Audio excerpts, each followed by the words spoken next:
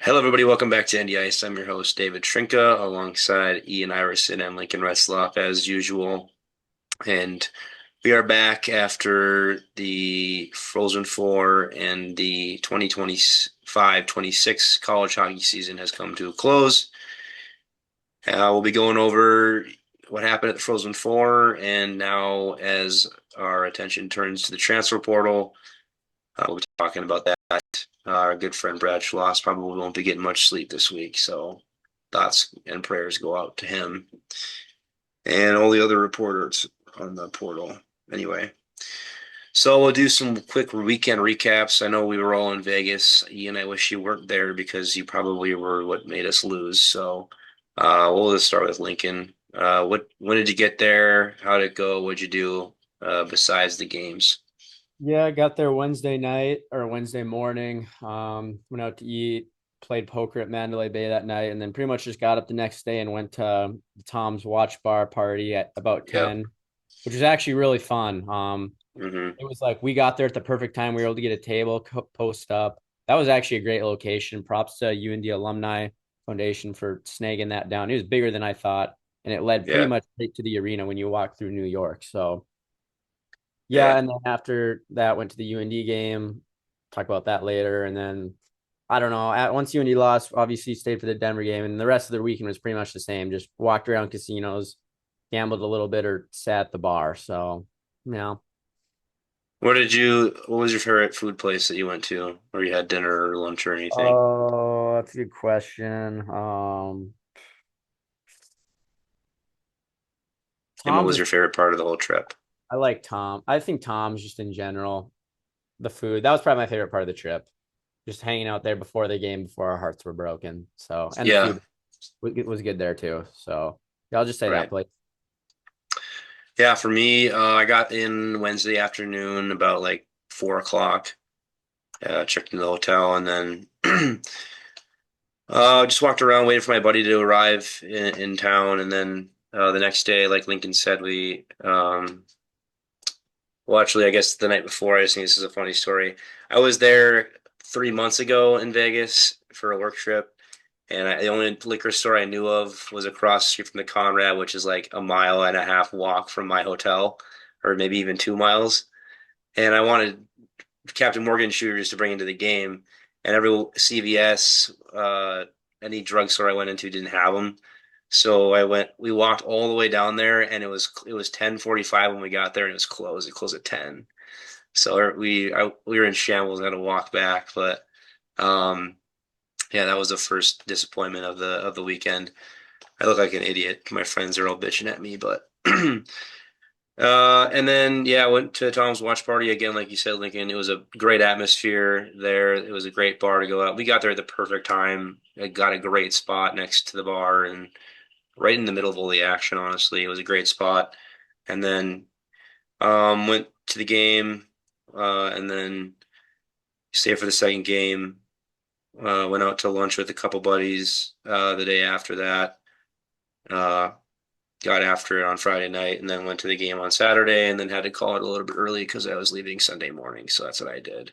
But I'd say my favorite restaurant I went to was the ramen place. I don't remember if I brought it up in the last pod, but Momofuku in the Cosmopolitan is a top tier. We went there for lunch on Friday, and that was immaculate, as some might say. But Tom's Watch Bar was also had pretty good food as well. So, Lincoln or Ian, what about you, buddy? Oh, I would say my favorite part of the thing was the party, the watch party, and then leading up to it, like the whole walk there, and then getting amped for the warm ups and the national anthem was just what I had been dreaming to watch for a long time, but didn't get to follow it up with the game. A great game. So, Ian, Yeah, I flew in Thursday morning. Um, Landed probably around 11 a.m. Vegas time, so it was kind of pinched on time. Got to the hotel, put everything there, got to the pregame probably, 12:15, 12:30, hung out there for a bit. Watched a generational collapse in the Frozen Four. So that kind of ruined my day. Stayed for the first period of Denver, Michigan, then we went to go get some dinner and just go relax. Which turned out to be pretty nice getting to watch the rest of that game just at the hotel, kind of laying down. Friday, I went to a show. I went to the Wizard of Oz at the Sphere. The Sphere is unbelievable. I've been hearing. It's the craziest building I've ever been in. The screen itself is 3 acres, so it's just we were sitting, probably 200 feet up in the air, and the whole screen is just all the way around you. So it was really cool.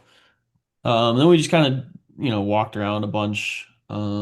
Went to the game Saturday. Was cheering on Wisconsin and was stressed all game because it was just an example of Wisconsin didn't put in another one when they needed to, and everybody in the building could feel the Denver comeback coming in the third period. So waited around until about 15 seconds left, and then left. I could not.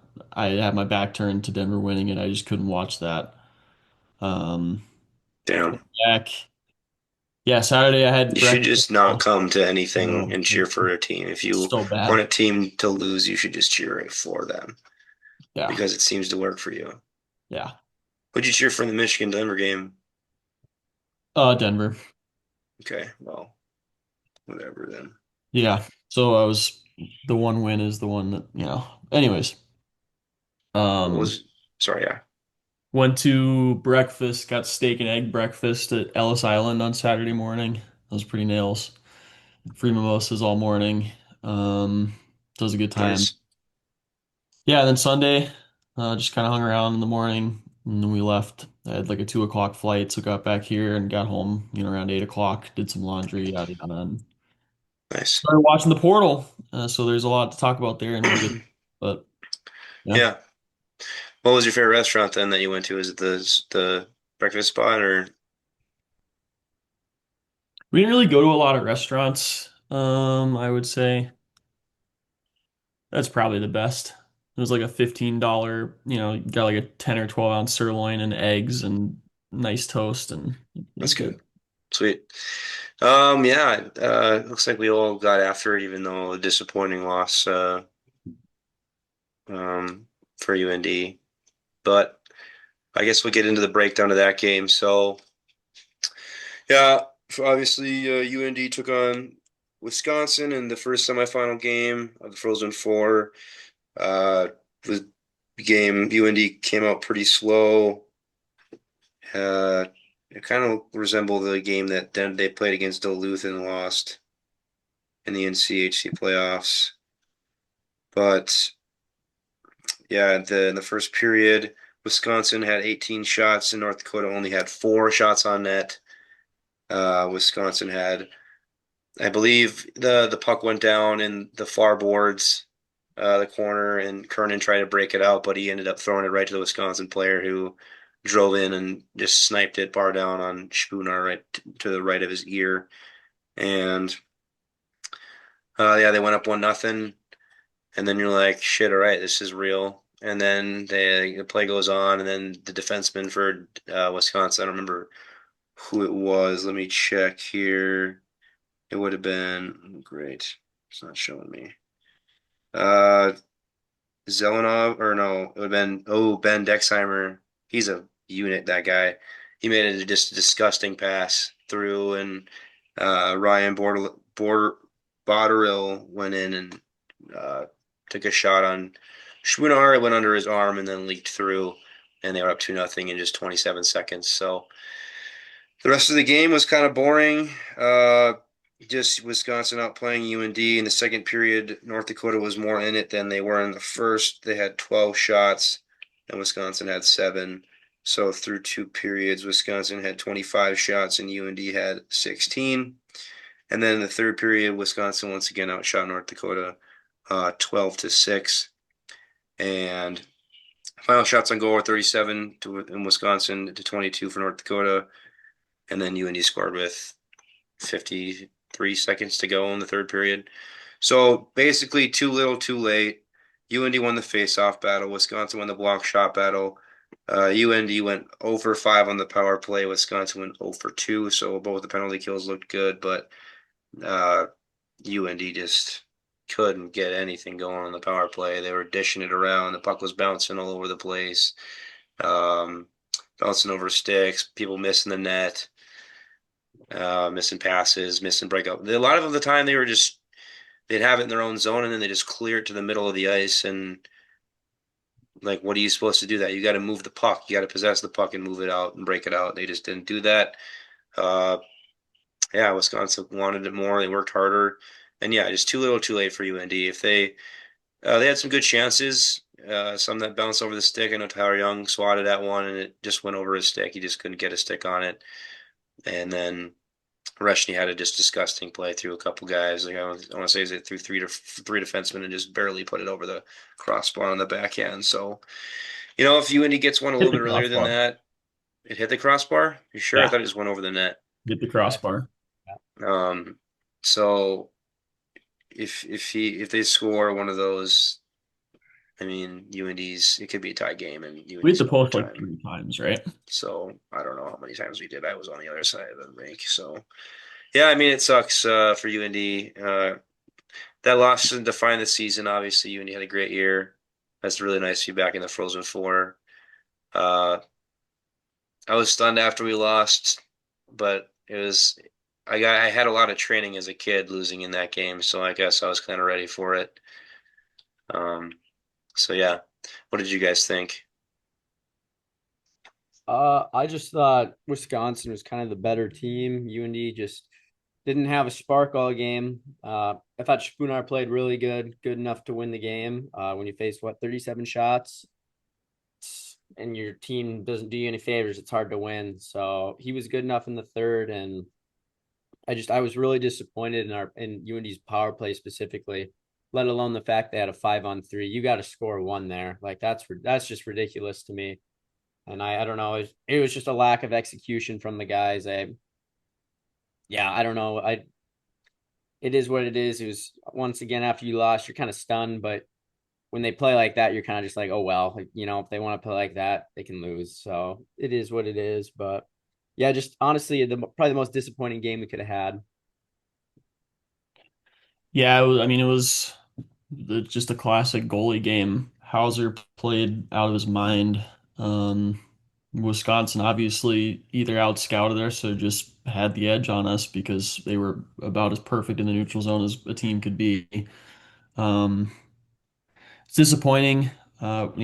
Won't kind of get into any sort of details, but it seemed kind of like throughout the year that sometimes the guys weren't necessarily focused on all the right things, including potentially in Vegas. So disappointing, but it's a learning experience, and if any game is going to fire you up, you know, for next season, it's crap in the bed in the Frozen Four.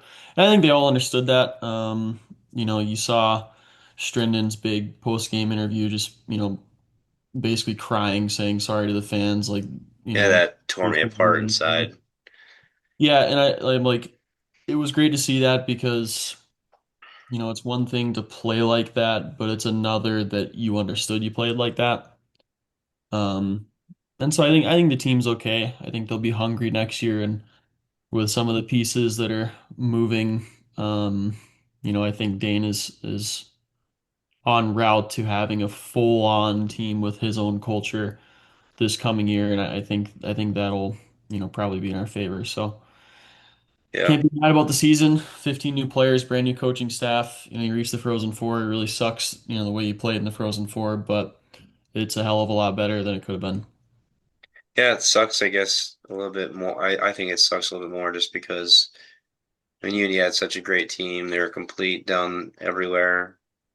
Like, what more do you need to win the national championship? Like, well, how much better does the team need to get? How can you make a better team than that? You know what I mean? And we'll talk about it in a little bit, like what UND is going to look like. But I mean, we don't know if he's going to be this good again. It's just tough to think about. Um, but I guess I'd say that there have been other UND teams that have been just phenomenal everywhere and still didn't win. So yeah, I don't know. Anyone else got anything to add to that game? Shows you that you need the puck gods on your side. I mean, we got At least a little bit, yeah.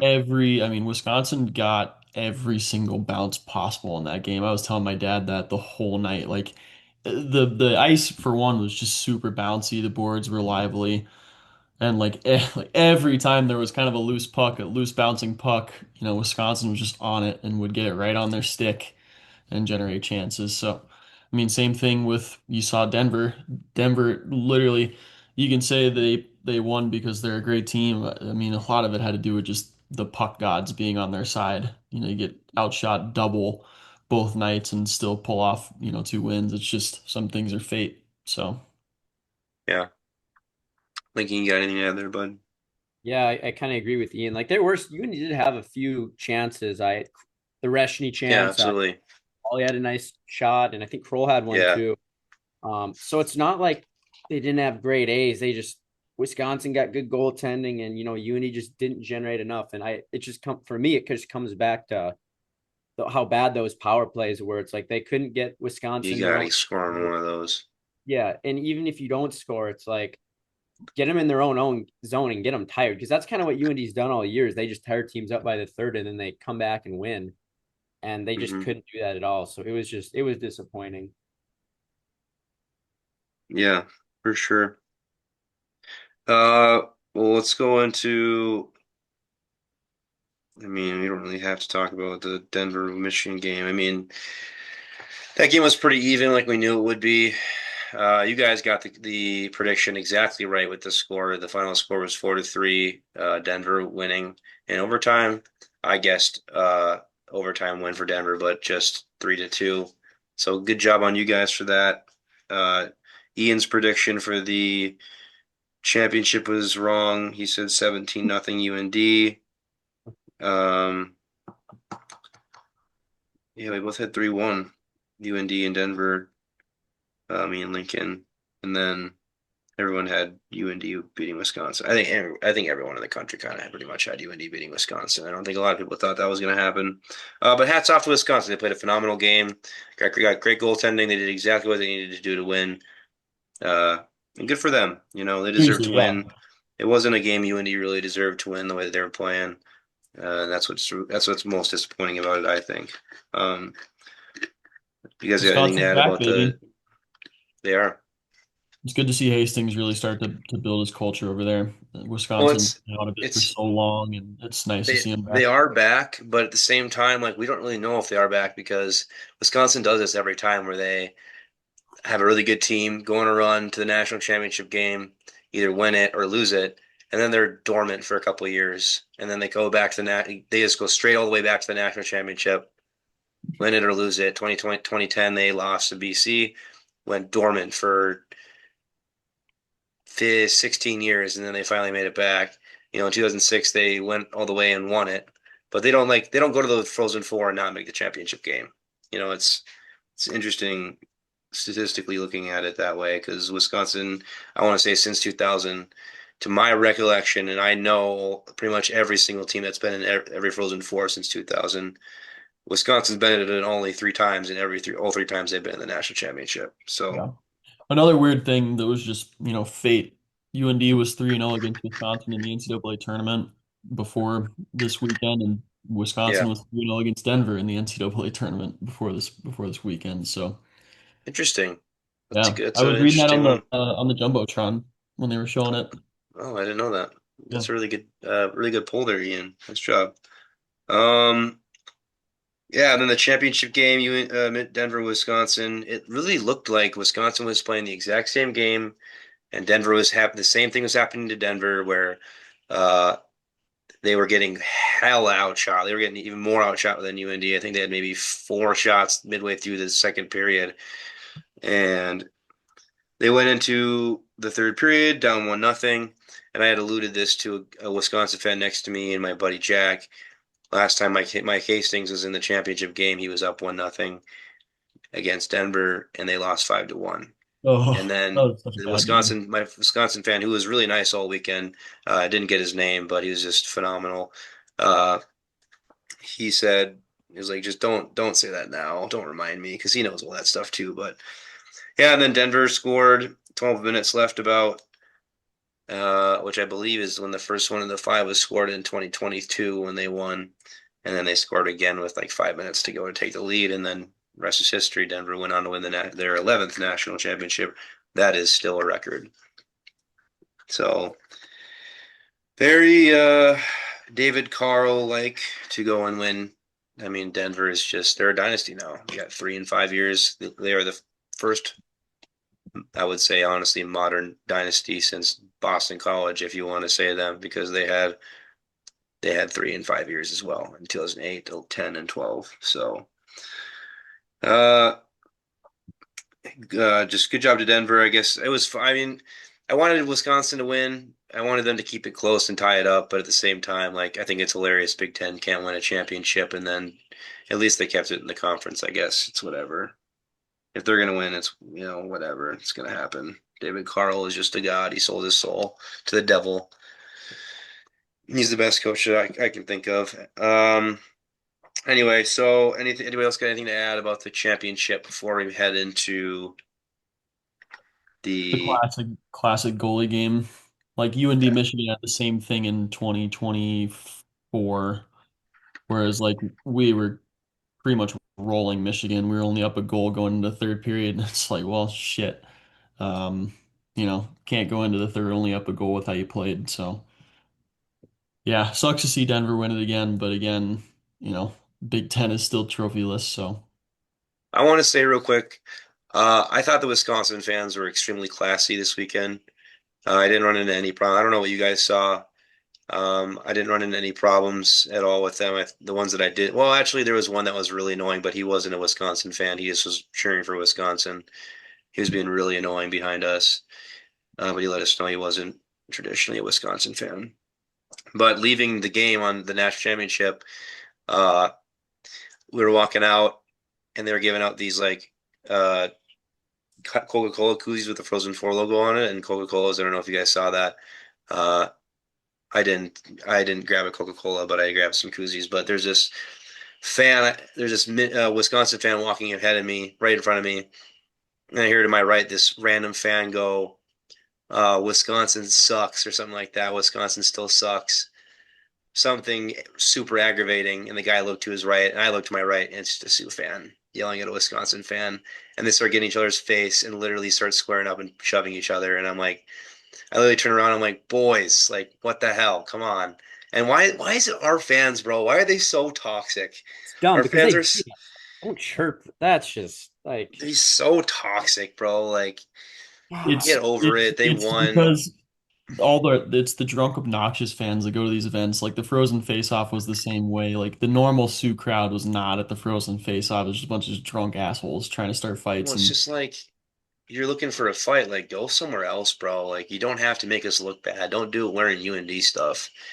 If you want to be an asshole, don't. You're representing our team and our program and our state. Like, you're making us look like idiots and making it. You're the reason why people hate us. Like, disappointing to see that. I was like, really, dude? Why does it have to be us? Like, why can't it be some Michigan fan or something like that, or a Minnesota fan or something? But of course, it's us anyway. Let's get to the vent line before we head into the transfer portal because there's a lot there in the transfer portal. Not much in the event line because I didn't do it after the game. I did it on Saturday after the national championship was over. We got Zach Davidson said, "Great year. It sucks. What a turnaround. Geez, great year. It sucks, but what a turnaround from last year." True, good take there. It was a remarkable turnaround by Dane Jackson and company. Jack Fosberg said, "If we didn't miss those easy, basically open netters, they would have won it all." I would like to think we could have, but I don't really know if it would have been Denver, dude. David Carl is so scary, and Johnny Bricks is just so good, dude. Geez, 16. Did he he go set the 16-0-1 record or for 15-0-1? 16. He just set the record for save percentage in a season by a goalie in college. Unbelievable. And a guy who was committed to Tennessee State University. And the only reason why they got him is because they didn't play hockey yet. I don't even know if they will. Nate PK77 said our defense was very inconsistent in playoffs. Offense needs to hit the net. True, I think Will Zeller's missed the net a couple times. Everyone was missing the net though. MN Gearhead said, "Let's reload and run it back." I agree. I think UND will be back at some point in the near future if it's not next year. Uh, HQY underscore Clark said, "If our Mickey Mouse defense stopped pinching every time, we would have gone deeper." Yeah, I mean the defense. I don't know. We had too many turnovers, and I think it's a test to everybody. I mean, a lot of turnovers. Couldn't break the puck out. Didn't bother to skate the puck out of the zone. I don't know how many times I watched Weeb throw it into the middle of the ice, and then Wisconsin got it immediately back. You just can't do stuff like that. And I'm not saying that I could do any better because I can't. I'm not a I'm not a college player. I'm not a pro player, but you just can't do stuff like that and expect to win. But we'll get to the transfer portal. Let's get to the UND signees first. Ian, thank you for putting this in there, Mr. Guru. So Jake Livanovich signed with the Pens pretty much immediately after the game. We saw In him. the casino. We walked through the casino and saw him pretty much talking to family. I didn't know that he was signing it there, but that's kind of funny. Did you see him there? We pointed him out, but I don't. I remember you saying you didn't see I him. didn't see him, no. Yeah, we were walking through. Remember we got to that middle part and turned right and then went through that door. He was like right in that middle bar area next to his family. Uh, he played. I thought he already played his first game, but I guess his first game is tonight. Right now, Or no, it was Yeah, Weeb who played. we Weeb yeah. played. Yeah, sorry. So Abram Weeb signed after his junior season with Calgary. He's played in 2 games already. I'm not sure what his stats are in that. I haven't really looked. I assume he didn't. I didn't hear anything, so I assume he didn't. He didn't do anything. They didn't score anything, but that's okay. Uh, I heard that they were not displeased with how he played, though. He handled it well, just coming back, and he's tired from playing still from UND. Ben Strinden signed with the Milwaukee Admirals of the AHL. I believe that is Nashville's AHL affiliate. They switch around though. I don't know if it still is. You want to fact check that for me, Ian, please? Yep. And then Dylan James signs with the Wings organization. He's I talked to him today. He's actually in Des Moines, Iowa right now. I believe they're going to play the Iowa Wild, so I assume he's going to play pretty soon here. He signed what, an ATO for Grand Yeah, Rapids, and then and he's starting his ELC with the actual Red Wings next next. year. Yep, for 2 years. And then Ellis Rickwood signed with the Texas Stars. So congratulations, Ellis. I saw a lot of comments from his teammates in there. I don't know if you guys saw those. Some of them were pretty funny. They call him Wrenchwood, or what do they call him? There's another one Rich. on there. Um, they said he's got an elephant trunk or something like that. I am pretty sure I saw. Um, good for him, I guess. We can only imagine what that means. Uh, so yeah, that's the signees. Let's get to the transfer portal. So UND a lot of guys leaving. I was a little surprised by a couple of the names, but I'm not like disappointed, I guess. I get it. Um, the first to enter the portal, I believe, was Jubenville and Strothman, or was it Jubenville and Andrew? Bill and They all Andrew. entered at like the same time. Yeah, it's been pretty quick. It opened, for those of you who don't know, we're recording this on Tuesday, April 14th. It opened on Monday, yesterday at 2 in the morning. When Pacific Standard Time rolled to midnight. They opened it up. UND loses Kay Littler. Not sure exactly where he's going to go. There are some rumors floating around that maybe it's a Minnesota team like St. Thomas or Minnesota State.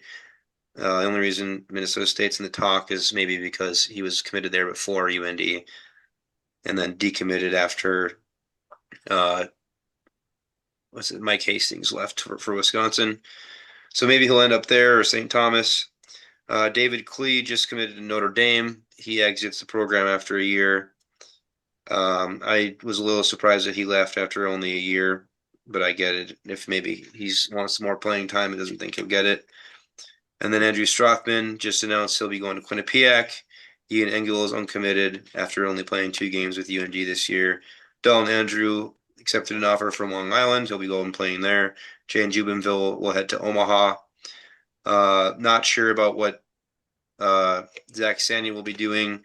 The reason why we think he might be leaving is because he started reporting. Uh, Tyler Young started reporting, for those of you who don't know, on people exiting the program or different things happening. He started sharing news that he knew on Twitter. Brad kind of tweeted at it. And Sandy started doing the same thing with the Klee thing. So we assume That means if you can share information, you're no longer part of the program. So we assume either Zach Sandy will be transferring out or he just will not be playing with the team next year. Gibson Homer has a year of eligibility left. He'll be transferring out. He has not landed anywhere. Excuse me, not landed anywhere yet. Being that Jan Spunar will be the starter next year, and Ohio. Uh, Anything to add on to those exits before we move on to the entrances to the program? Yeah, I thought it was. I wouldn't say you're really surprised by anyone. Maybe Strathman a little bit right away. But if I had to assume, again, I'm just taking guesses here. Not, He might want to go and just be power play one somewhere, and I don't know if that was guaranteed here yeah, next he year. wants to run a power play somewhere. And he's Nothing an to do here. offensive guy, and he kind of embraced the role of being a defensive defenseman for UND this year, which I don't really think is his game. So good luck to him. Uh, Littler, I was a little surprised. Same with Klee, but I get it. Like you're chasing minutes, better location. I really don't. I think with the portal, I don't think it was anything personal by any means. I think it was just Jack's probably sat him down and was like, hey, this is probably going to be your role next year.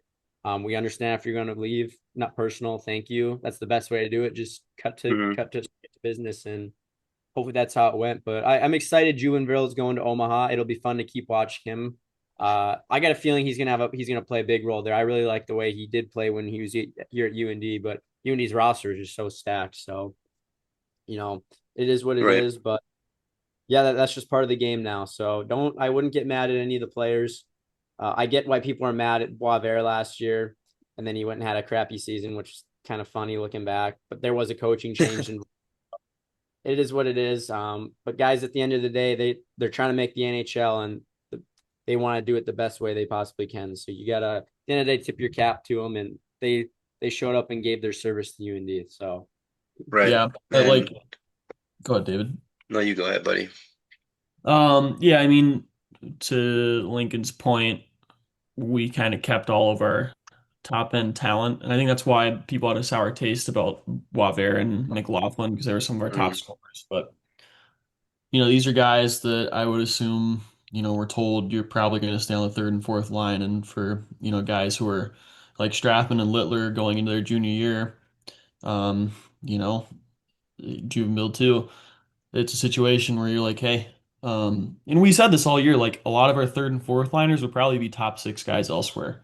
right. Um, and with, what's rumored for this upcoming season and who's staying and yada yada, I mean, there's just not a lot of room for anything Exactly. less than what the current talent is. So a little sad to see Kligo. I think he fit the mold really well, and I think he was bound to have a breakout year this upcoming season. I have Yeah. no doubt he's going to tear it up at Notre Dame. I think he's probably going to be one of their top producers. Strathman, I think, will fit in great at Quinnipiac. He'll Yeah. do power play. Wherever Littler ends up, he'll be great. He's a great net front grinder, just, pretty physical guy. And to the others as well, I mean, just best of luck to him.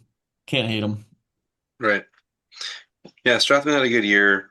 Um, he had good progression. I thought he played well, and looking forward to having him around. But he'll get more time and play a bigger role at Quinnipiac. So hats off to everyone that transferred out. We appreciate what everyone did for the program and just being a part of it. So we'll get into the UND entrances. We only have one so far, and it's Brayson Boser, the Minot native, who spent time. He played one game with the Minot Minotaurs in the 2021 season, and then played 2 seasons with the Fargo Force.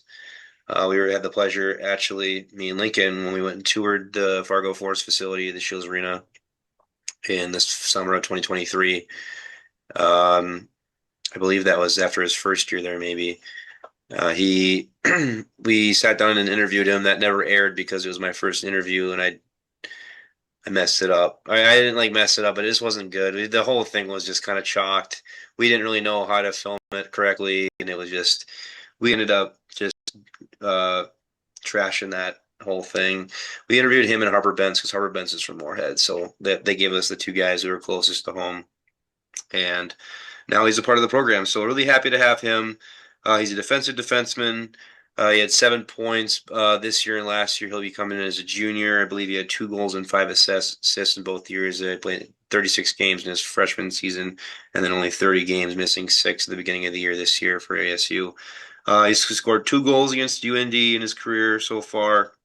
So 2 of the 4 goals have come against UND. He'll be coming in, and I assume he'll be playing a lot of minutes. He led ASU in minutes, I believe, and then he also he was second in the NCHC in block shots this year. So I assume he'll be a guy who can just play a lot of minutes and not let pucks in the net and just block shots. So not a guy you pick up to really produce a lot offensively, but a good defensive player. He's got a good two-way game. So really excited to have him as a part of the program. We'll probably have him on the pod this summer. I talked to him already, as he already followed ND Ice and everything from the time when we interviewed him. So looking forward to having him. Right now, we'll just get into some speculations because Ian put him down.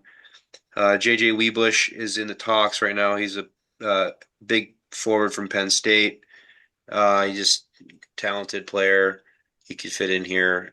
He'd be a junior, I believe. He's only played 2 years at Penn State, so we might look into getting him. And then Casper Magnuson from Bemidji State is another one guy who's been rumored to be maybe coming here as well. Uh, you don't need to put down the actual commits. Like I have all that written down on a different page, Ian. And then potential commits. UND's in the running for they were in the running for the guys in the Big Four for in the WHO, which is Daxon Rudolph, Carson Carls, the guy who committed to Denver. So there's only 3 of them left. And then who's the last one? Ian, or not Ian Lincoln, the DuPont. Big Four, huh? DuPont. Yeah, Landon DuPont. Yeah, he's gonna go. He's potentially first overall pick next year. So And I yeah, don't know. he'd be in 2027. He'd be Yeah, next year. That's what I meant. Like the following year after this draft. he'd be if Um, UND got be the next Keaton Bearoff essentially. Yeah, but probably yeah, even better. Carson Carls would be. We have 2 Keen Verhoffs basically. I mean, he's going to go top 10 in this draft at least Hmm. in July. So, or June is when the draft is. So look out for, they'll get one of them. I feel like Carson Carls is the most likely one. So hopefully they get him. He hasn't made a decision, and I hear he'll be on campus next week for a tour. So hopefully he enjoys it, and we're reel him in with some of the NIL money maybe UND made from the Sioux Falls bar or from getting revenue from the Frozen Four, because the Frozen Four. Oh yeah, we didn't talk Closure. about that. The Frozen Four was just. I thought it was completely done so well. It was one of the best ones I've ever been to. Vegas is just such a great spot to be. The weather, the bars around, obviously the nightlife. The rink was sick. I thought that was one of the nicest NHL buildings I've ever been in. They have this really cool terrace that you could go out and chill outside and still not leave the building. So that was really cool. What did you guys think of the rink real quick before we move on here? It's not the Ralph. Obviously, it's not the Ralph dude, but what did you think of It it? was nice. I have two complaints though. At the start of the game, right when they were doing intros on the ice, they played Denver and Michigan highlights, nothing with UND or Wisconsin. And then when they started the national anthem, they put the light on the Wisconsin band for Hmm, like 20 seconds. And then this is kind of a dumb complaint, but beer is way too expensive there. That's just being from that's gonna North Carolina. happen. For the But yeah, viewers, it was $20 a beer. Granted, it was, 25 They ounces. were big. They were big, yeah. They were but pricey, but you could get by drinking 3 of them at the game and yeah, being. no, I kind of expected that going in, so I'm not like I'm shocked. It's just that's the when you're It from was very Nodak, pricey, yes. yeah. But other than that, it was cool. It's a good venue. So And every game minus the Michigan and Denver fans not being there for the beginning of our game. It was packed. Like it was full. I thought, being a guy who's been at every Frozen Four for the last 4 years, it was probably my favorite one I've been to. It was just so well done. And we had this conversation last week about what UND gets out of hosting. They do share revenue for ticket sales and stuff like that, so you guys can eat a fat one. It's not just for exposure, but um, hopefully UND can maybe reel in. I don't know where they'll put that money or where it goes, but maybe they can put it towards some of these guys. We'll get into other portal movements that are notable. Obviously, St. Cloud State had the coaching change. They hire Nick Oliver, the assistant from Wisconsin, who's a former St. Cloud State Husky. And then because the head coach went to Minnesota, Brett Larson went to the Gophers. So Minnesota will take another St. Cloud State head coach. I'm really happy with the hire for St. Cloud State, though. I think it's really good that they'll have someone that played there. I don't remember the last time they had someone who was actually an alum be the head coach. I know Bob Motzko didn't play there. I know Brett Larson didn't play there. So that'll be really awesome for them. I think you got to get a guy in to coach that program and can sell the program on what it is now, and he can kind of build a team with what he wants. So hopefully he saves that program, and hopefully it helps save the school because that school needs help. With that being said, obviously coaching changes bring along with it portal entrances. So Barrett Hall, one of their top forwards, leaves for the Minnesota Duluth. Jimmy Clark from the Gophers goes to Michigan State. Uh, Michael Newmeyer from Colgate goes to Western Michigan. I didn't know that one yet. He was their top defenseman for Colgate. He had a pretty good year. I think he had almost 30 points. A pretty good year. Okay. Ben Mothersbaugh, I don't know if I'm saying that right, from Union, went to Arizona State. One of the big ones, Colin Potter, ASU star forward his freshman year, and then played decently in the second half last year, went to Michigan State. Austin Bernovic from St. Cloud State and Tyler Hendricks from St. Cloud State, some of their top guys. They lose two more top ones. They both go to the Gophers and follow Brett Larson. I believe there is one more guy. I can't remember how to say his name, who also left St. Cloud and went to Minnesota. He was a And then defender, but he did not have much of a year. and then the really good, you didn't write it down, but the really good defenseman from Minnesota State who had 30 points left for the Gophers as well. So the Gophers might be pretty good next year. They got a lot of talent. Obviously, LJ Mooney sticking around. Brody Zemer is a dog. He's sticking around there too. So he'll lead that team. He'll be the captain next year. Got to assume. Yeah, Evan Murr is the guy from Minnesota State who went to Minnesota. So yeah, a lot of guys. And then also a shout out to my childhood friend Quentin Sigurdsson, the backup goalie for Northeastern. Had a great year. He posted a 920. Uh, and now is going to Michigan State. I assume he'll either be the backup. He'll be a junior, so he'll be the backup. Probably split time with the new freshman coming in, and then they'll kind of decide who they want to start later on. Because Quinn's a very talented goaltender, so hopefully he gets a lot of time there. So shout out to him. And then, do we say Casper Nasi? I don't know how to say his last name. Nasson, Hmm. from Miami to Lake Superior State. So And top guys. some of the top guys. If you want to go look at it, Brad Schloss has an article on the Grand Forks Herald where it shows the whole portal, who's in it, where they've gone, and if they're uncommitted. Um, that was actually a free article you can go and check out and look at it anytime. So do so if you want to. It's a very good information. Shout out to Brad for writing that. That's why he's getting no sleep. Well, you have to mention that the Some, portal is much shorter this year. yeah, it is. It was 45 days long, and that's kind of where we shined last year by getting guys like Rookwood and Young late in the portal window. Hmm. We probably got them in the last, 10 or so days of the portal being open. The portal this year is only 18 days, so these guys all have until April 28th, to move, or they're out of a spot, with the new revenue sharing rules and the scholarships and all that these teams agreed to. Unless their coach quits, then they have a new window open for those specific players. Yeah, it's interesting because it almost it's not necessarily because all these players just want to move around for a check. It honestly seems like some of these guys are getting their scholarships taken in favor of, new bigger commits coming in. So it's And the kind rest of of a yours guys have to double-edged go sword somewhere now. too. Yeah, it's a double-edged sword now for sure. And I assume, UND had part of that problem as Hmm. well, for reasons undisclosed. But Right. yeah, I mean it's a lot shorter, so you're seeing a lot more action. It's just very obvious that tampering is very apparent. Somebody's uncle knows somebody else's uncle, and they talk, and you're seeing with Tyler Young and Owen Murray out of UMass. It's good to be a hockey guy right now because you can do a lot of good reporting. Tyler Young, shout out to you, man. You're beating the guru of gurus to some news. So Well, if Brad reports stuff too early, he's going to lose his job or lose his insight. So Tyler's just doing what he can with what he doesn't have any restrictions. He just doesn't give a shit. But yeah, I love Tyler. Like his beauty. He's one of the people's insiders now. We get some uncommitted big names in the portal. Tanner Klipke from Robert Morris. Um, Quentin Miller, the backup now for Denver, the guy who was starting before.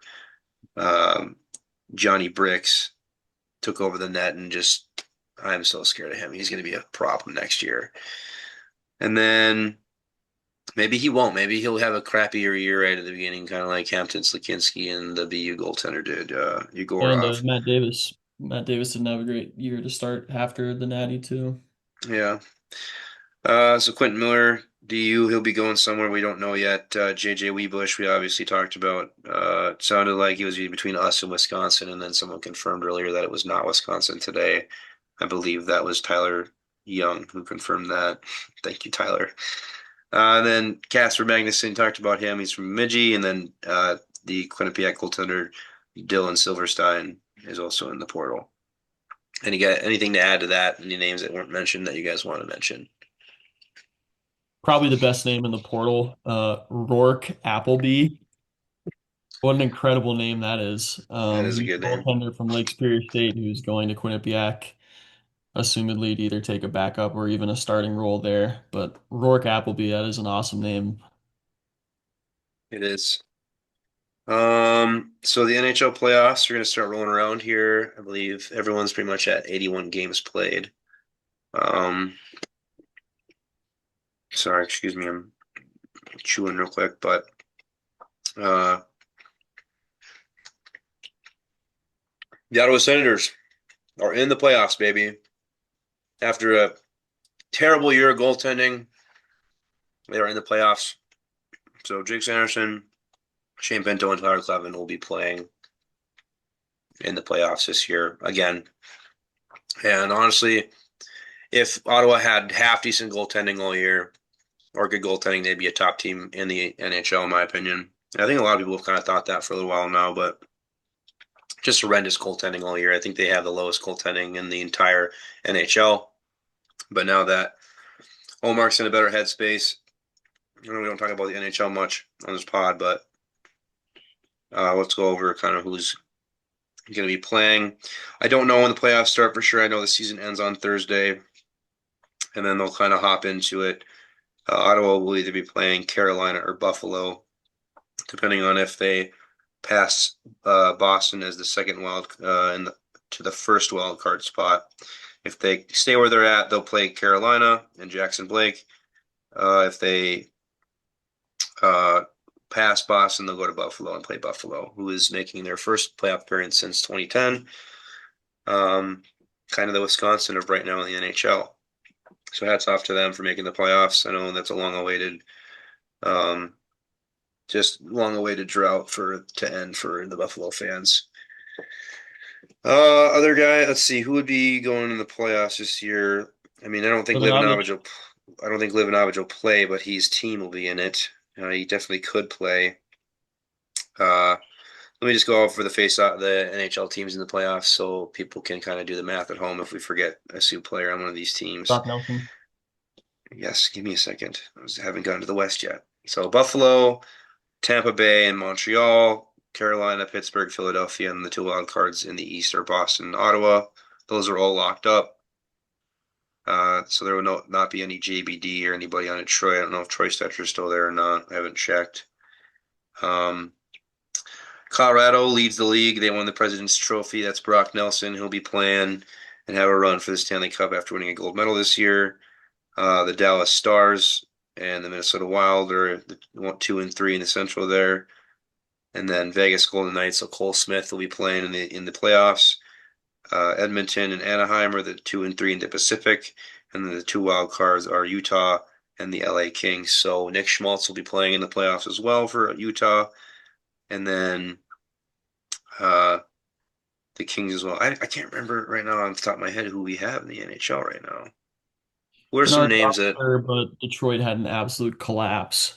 Yeah, they They did. missed it. JBD's will not be in the playoffs. I can't remember who else. Am I missing anybody? I'm scrolling through a list right now. Besser obviously didn't make it. Worst team in the league, pretty Yeah, much. I don't think Montreal. We don't have anybody in Montreal. I don't think we have anybody in Tampa. I Tyson Yost, eh, is he still? he might be on. I don't know if he's on Buffalo or what. Where is he? He is in, looks like Nashville. But they obviously didn't make it. Yep. So he's not in. Uh, we will be done after they play. They have two more games left, so he'll get maybe two more games, and then he'll be done for the season. Um, but yeah, Vancouver, Chicago, Calgary, Seattle, Winnipeg, Seattle, Okay. or St. Louis, San Jose, and Nashville are all eliminated. Um, Nashville not too far off from a playoff spot though. But is there anybody else that anyone knows? Come on, guys, you gotta help me Cole out here. Smith is on Vegas, so they make Yeah, it. I said that already. Yeah. Um, I'm just gonna roll with that. So if you know and watch the NHL, you'll know if just I don't know, look it up. I didn't research it that well. You lose track of where guys go sometimes, or you just brain fart it up. Um, so Kierstad yeah, on the Wild. okay. I don't know how much he plays, but yeah, good for him. And he'll be playing. Uh, yeah, that's pretty much it. Anyone else got anything to add before we wrap this up here, fellas? Let's go win a national championship next year. Yep, we'll be I'm back. pretty biz. Not sure how much we'll be doing an episode every week now.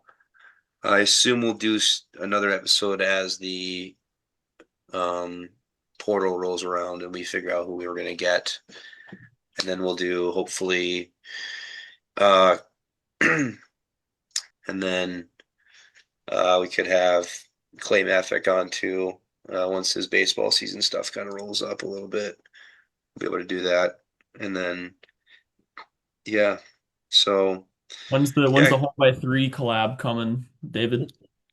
I don't know, dude. We could actually probably do that, dude. I didn't know. I like how they're doing Jay Swish as an analyst now. He's literally like he's becoming like the Paul Bissonnette of college hockey. And he was at Um, the national championship. Had him on the and he jumbotron. really, oh, I think I did see that maybe. But yeah, Jay Swish, uh, hilarious guy. I mean, he's basically Paul Bissonnette. They both didn't play much. I think Biz played way more games than he did in the NHL, but didn't do much. So First time somebody has been described as having a wrench on NHL Network. yeah, he said it multiple times. I'm pretty sure too. Unbelievable guy. Um, yeah, shout out to Jay Swish. Hopefully we can do a collab soon. Lincoln, you probably know him better than I met him, but you probably have talked to him. I know you ran into Rob Gucci, didn't you? Hmm. How was that? He's fun. He's just funny, dude. That guy just talks. Absolute legend. How long did you talk to him for? Probably 3, 4 minutes, maybe. Okay, Me. sweet. Yeah, so I mean, obviously the season's over. This is the first year we did an episode every week all season, so maybe a little round of applause for us. Nice job, fellas. We did it, with the exception of some Lincoln shooing off to go drink beers or whatever, or Ian having to study for classes. So good job, everybody. We did the good Exposure. stuff. What it's all Huh? about. Said exposure, baby. That's what it's Yes, all sir. about. Exposure. Um, yeah, thank you guys for following along. I don't know when we'll officially conclude season five. This is season five. We kind of skipped season four because we didn't do anything last year, but You do one um, after the photo closes, probably. yeah, we'll do one of those, and then we'll maybe wrap it up, and then we'll do probably an episode in the summertime with Schlossky, and we usually do a summer special, but we'll see what happens. But yeah, thank you for listening and following along this year. I know during the summer it gets really boring with not a lot of sport pods being out, but we'll try and publish episodes when we can and get content out to you guys. But yeah, so if you're if you're a returner, thank you for your loyalty, and we appreciate you coming and listening to us every day. We wouldn't do this without you. You're the reason why we do it. And if you're new, we hope to see you back here. Thanks for listening. Any of the fellows got anything to say to our viewers? Lincoln, really? I do not. You have nothing to Ryan say to Ball our Twitter, fans? stand by. You guys have nothing to say to our fans? It's ridiculous. Hey, go Sens go, baby. Go Sens go. Come on.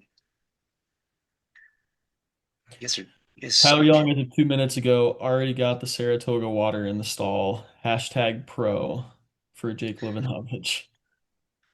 And there's a Jeez. picture of the Ashton Hall water in Liver's locker. So Nice. there he Yeah, is. jeez. Thank you guys for listening. Thanks to all the UND players who, had a great year. We'll hopefully see a lot of them back. I know EJ Emery confirmed he's back. Cole Reschke has confirmed he's back. We can only imagine Verhoff's going to be back too. But we'll have to see what happens. So, that being said, thank you guys for listening, and we'll see you guys soon. Enjoy the hockey, enjoy the playoffs.